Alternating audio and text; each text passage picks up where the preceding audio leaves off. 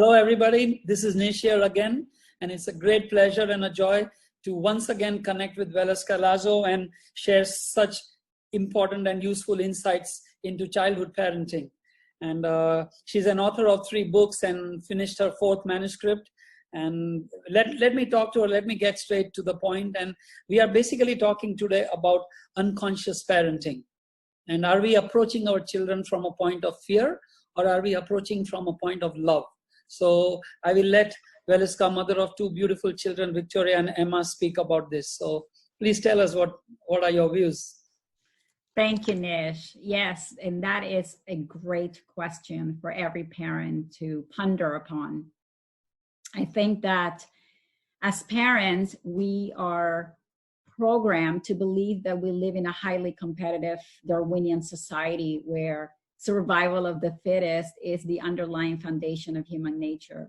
So that causes parents, me included, to frantically look at giving our kids all the skills necessary to meet the demands of a fast-paced and ever-changing world. And so the consequence is that our kids are asked to do things and perform at levels that we never did when we were their age. And I think the underlying foundation here is that every parent wants their child to be successful, to be happy and well-adjusted. And in that excitement, we tend to create the blueprint for their life. You know, we fantasize about who they're going to be when they grow up, the things they will accomplish, the jobs they're going to have, the lives that they will live, the athletes, right, they're going to be, and the person they're going to marry.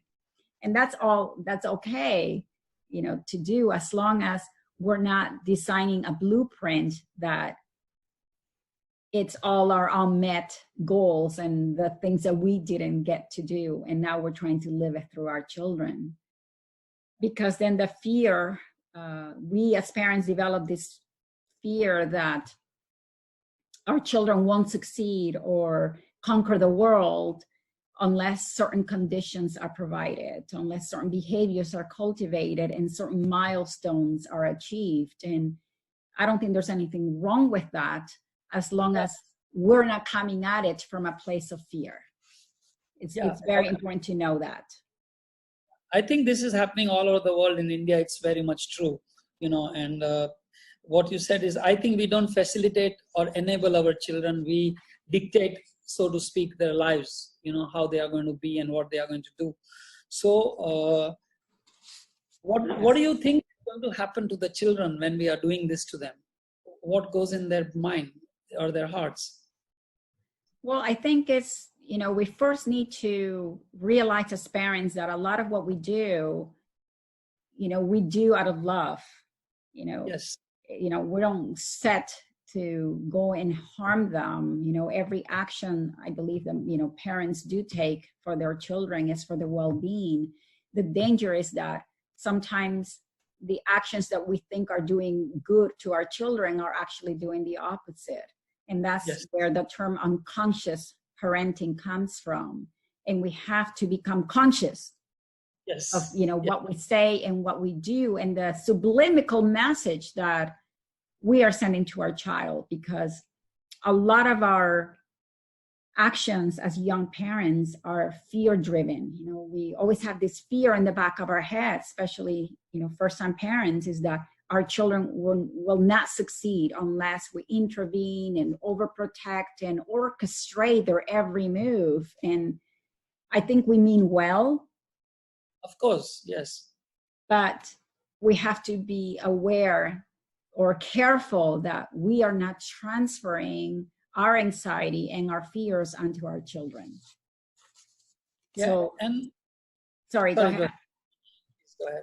Yeah. So what I was going to add is that in that process, we tend to micromanage and push our kids to perform at a level of perfection that is unhealthy and unattainable. And what they end up with is what the former dean from Stanford University, Julie Lithgoth, calls a checklisted childhood.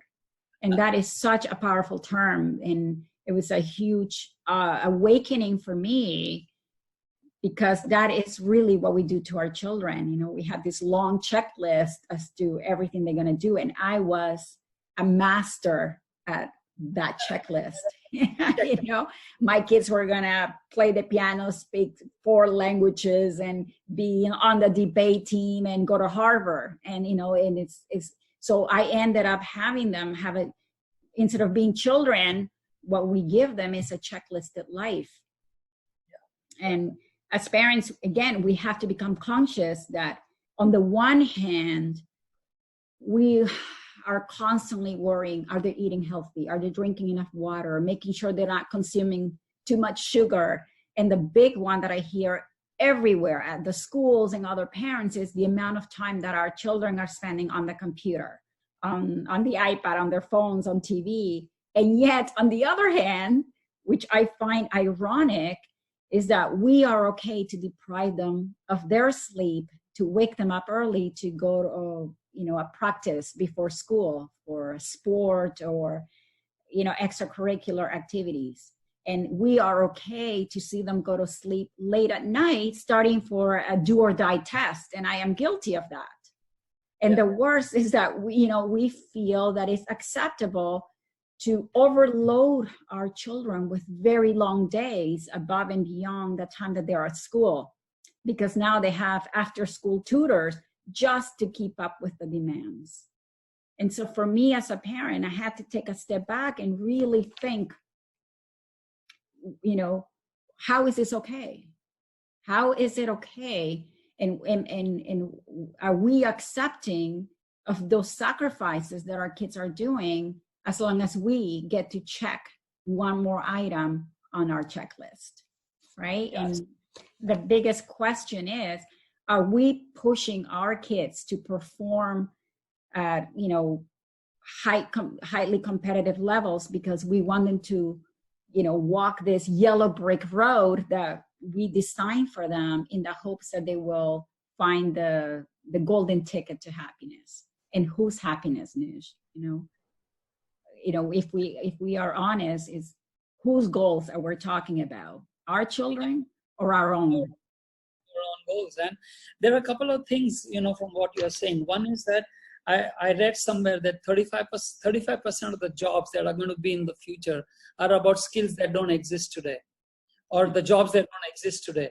Then another thing is that, you know, a lot of mothers especially, they are giving up so much of their own life to do whatever they have to do with the kids. So what do you think about all this?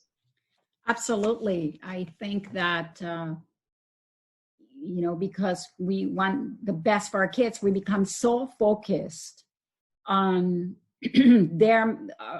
so focused on our children's ability to fulfill the blueprint that we designed for them, that we forget about ourselves. We also forget about just being parents. And what happens is we become everything to them, from their advocate to their coach, to their tutor. We become their maid, their concierge, their driver. And yes, what we need to do is really take a step back and really spend quality time with our kids. And the sad reality is that the little time that we get to see them, because they're so overwhelmed with so many activities, is instead of, you know, really loving them and communicating to them how proud and accepting we are of who they are, we spend that precious little time nagging them and constantly pushing and reminding them of their responsibilities. And the biggest danger, and I can't stress this enough because I walked that path, especially for moms out there, we become so focused on that dream, you know, on our children's dreams, that we forget to have dreams of our own. And when we're constantly intervening in our children's life, you know, we think that we are doing them a favor, but in fact, what we are telling our children through those actions is that we don't have trust in them. You know, that we have to micromanage every second of their life because we fear that if left to their own devices, they won't be able to achieve their goals. And that's a very dangerous message to send to our kids, you know, that you don't have faith in them, that we're not trusting them. And so I think that as parents, sometimes we don't realize what we are unconsciously communicating to them. And we also have to become aware that a lot of what we do is we are projecting. Yes. We're constantly projecting our own fears and our own lack of trust and our anxieties and insecurities to our children. And so, what you said about, you know, the mothers giving up so much of their own dreams, especially when it comes to girl children. You have two beautiful daughters, and aren't we teaching them that when you grow up and become a mom, this is what you need to do, give up your dreams for? Exactly. And that's exactly what I was teaching my children. I thought that by giving up everything in my life and focusing on them, making sure that their dreams become a reality. And, you know, I forgot for a period of, you know, a few years that I had the responsibility to also have a life of my own, to have my own dreams, to have my own goals. So unconsciously, what my girls were learning is that when they become women themselves, they will also give up their dreams and their self-care to make somebody else's dreams come true. Okay, that is the unconscious parenting. And then what I realized is that by me showing them that I have dreams of my own, that I have my own responsibilities to fulfill and my own goals to achieve, then now I am actually teaching my children that when they become women, that it's okay to help your children with their dreams, but never to forget yourself. I think that self-care and self-love as a parent is number one, because that is the one skill that you want your children to model. And if what you're teaching them is that you're gonna give up everything for somebody else, that is exactly what they will do when they become adults. So we're not raising at that point children that are gonna become resilient. We're raising kids that are gonna become codependent. You know, we're raising women that are gonna become codependent on their husbands, partner, boyfriend, boss, whatever that is. And what we want is to raise individuals that are gonna be grateful, that will have compassion and empathy, and be extremely resilient, to have emotional intelligence. And the only way that we can do that, parents, is by us being those things right now, so that we are modeling for them what it's like to be all those things. We can't expect the schools to do it or society to do it, because they are looking at us. You know, we become their first source of modeling, right? They're constantly watching. My girls don't say much, but they're sponges. They're constantly absorbing everything that I do and say, right? So we want to make sure that we are really parenting our children from a place of love, not so much fear, and that we are, you know, that through our example, we're showing them that we don't have to intervene constantly in their lives, that we don't have to hover over them because we don't trust, you know, that they can do it on their own. We want to tell them the opposite. We want to give them that space. You know, we need to step back and do our best, you know, to give them a great foundation. Our job as parents is not to make their dreams come true, but to provide the conditions in which our children can thrive so that they can achieve their own dreams. And those dreams may be different than my dreams. You know, I used to have all kinds of dreams for my girl. My oldest daughter, my dream was she's gonna go to Harvard, and when she goes to university, she's gonna go to the States and go there. And it's the opposite. She wants to stay in Canada. She doesn't want to go away. She wants to stay near her horse. And I had to learn to let go, because what I was doing is trying to live all my unfulfilled dreams through her. So I think it's very true in India that a lot of mothers, especially, they live their life through their children.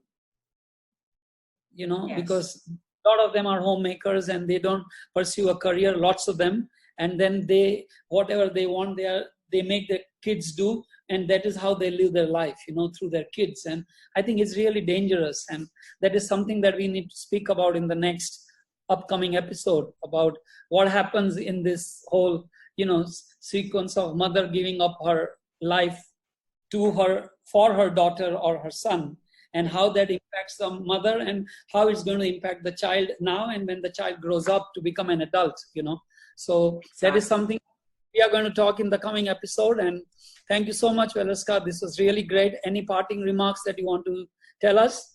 Oh, I just think that this is a very powerful topic, obviously something that we cannot cover in a short period of time. We're trying to keep this episode short and sweet so that you keep coming back and listening to us. So on the next episode, we will go more in depth about, how we can really help our kids and equip them to be the kind of adults that we dream for them to be. Yes, absolutely. Thank you so much. It was a great pleasure talking to you. And we'll come back soon again, everybody. Watch out for us. Watch out for Waleuska Lazo. Thank you very much. Thank you. Yeah. See you.